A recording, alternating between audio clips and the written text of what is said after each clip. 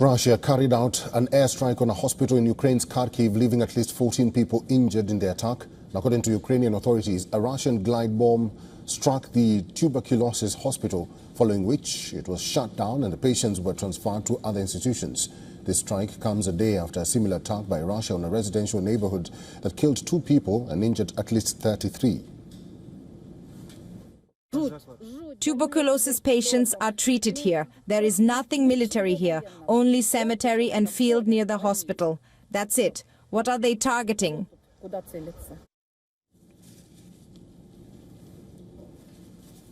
Apart from that, President Volodymyr Zelensky says that Ukrainian forces are facing severe fighting around Pokrovsk.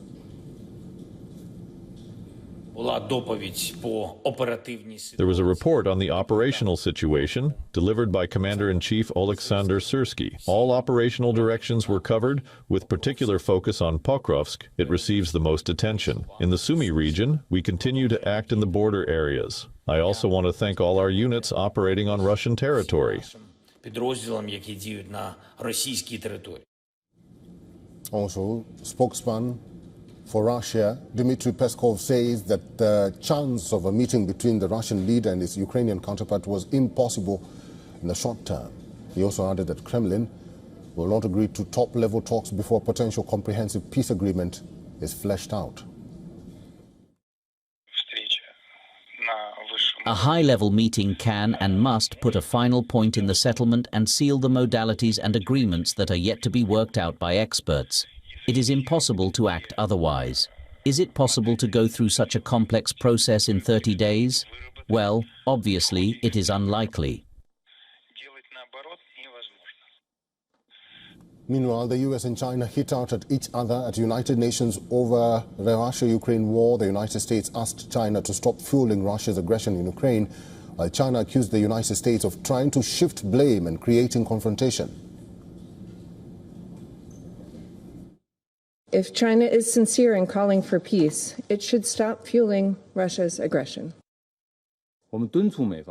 We urge the U.S. to stop shifting blame on the Ukraine issue or creating confrontation, and instead play a more constructive role in promoting ceasefire and peace talks.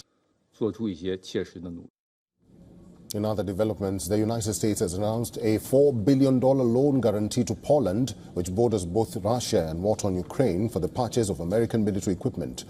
While U.S. Defense Secretary Pete Hegseth hosted a quadrilateral meeting with Baltic defense ministers in the Pentagon, stressing NATO's military spending target of 5% GDP. The European leaders say they are ready to step up on security, having pledged big increases in military spending at a NATO summit last week. In addition to this, Georgia hosted a multinational military exercise with NATO troops, despite its government facing growing accusations of drifting away from a pro-Western path and edging closer to Russia's orbit.